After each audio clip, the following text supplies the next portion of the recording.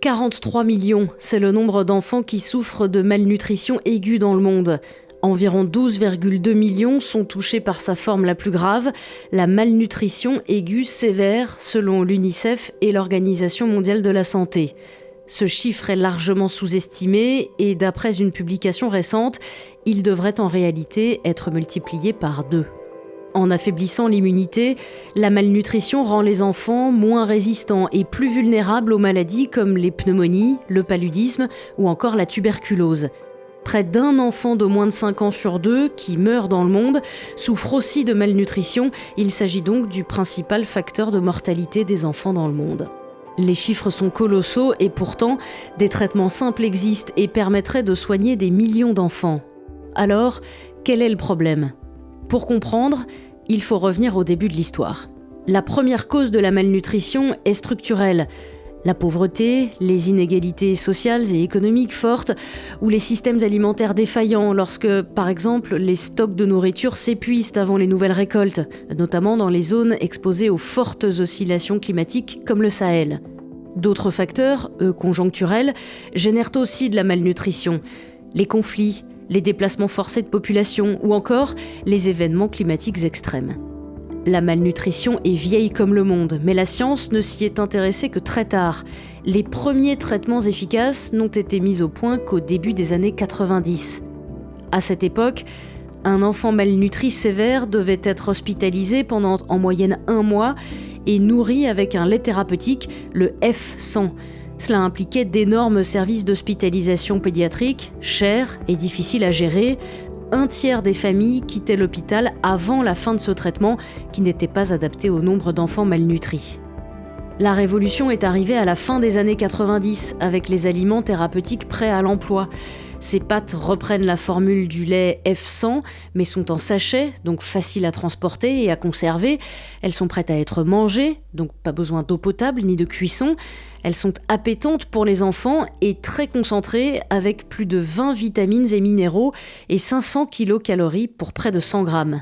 Le traitement peut désormais se faire à domicile. Seuls 10% des enfants, les cas les plus graves, doivent être hospitalisés, en général pour quelques jours seulement. Les protocoles employés sont devenus un standard international en 2007 avec leur adoption par l'UNICEF et l'Organisation mondiale de la santé.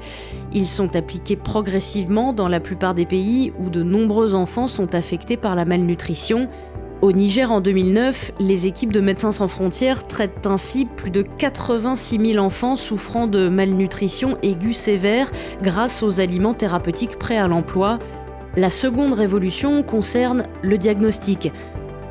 Jusqu'au milieu des années 2000, on évaluait l'état nutritionnel d'un enfant en mesurant son poids et sa taille, ce qui nécessitait du matériel et plusieurs personnes. C'est là qu'est arrivé le périmètre brachial. Ce petit bracelet en plastique mesure le tour du bras et indique simplement l'état nutritionnel d'un enfant. Utilisé largement à partir de 2010, il rend possible le suivi nutritionnel des enfants à domicile par leurs parents. Mais la malnutrition reste encore trop peu étudiée aujourd'hui. C'est le cas par exemple du kwashiorkor, une des formes de la malnutrition aiguë qui cause œdème et plaques sur la peau et dont les causes ne sont pas toujours établies. La fondation MSF, qui mène des projets d'innovation médicale, travaille actuellement sur le projet Optimilk F60 en collaboration avec un centre de recherche spécialisé au Bangladesh. L'objectif ? Améliorer la composition du lait thérapeutique actuel pour la malnutrition aiguë sévère, notamment en y intégrant des micronutriments qui agissent sur l'activité des cellules. Cela permettrait notamment de mieux traiter le kwashiorkor. Si les résultats de cette première phase sont positifs, les études suivantes se poursuivront sur les terrains où les équipes MSF travaillent, en espérant pouvoir l'utiliser à partir de 2030. Pourtant, malgré ces progrès, la majorité des enfants malnutris n'est toujours pas traitée. Le nerf de la guerre, c'est l'argent. Jusqu'à récemment, la moitié des traitements contre la malnutrition étaient fournis par les États-Unis. Mais le démantèlement de l'Agence des États-Unis pour le développement international a mis en péril l'accès aux traitements dans plusieurs pays. D'autant que les autres bailleurs publics, tels que l'Allemagne, la Grande-Bretagne ou la France, ne compensent pas cette perte, voire se désengagent également.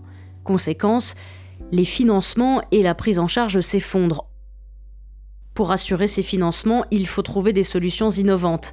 La prise en charge vitale de la malnutrition aiguë chez les enfants ne peut plus dépendre du bon vouloir politique, ni être sacrifiée sur l'autel des coupes budgétaires. Il existe par exemple une taxe sur les boissons avec sucre ajouté dans de nombreux pays. En France, l'augmenter d'1 centime d'euro par canette permettrait de générer plus de 100 millions d'euros par an.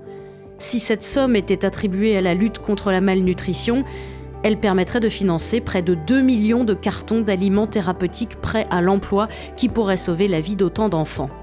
Au total, pour soigner les 20 millions d'enfants qui souffrent de malnutrition aiguë sévère dans le monde, il faudrait 2 milliards d'euros.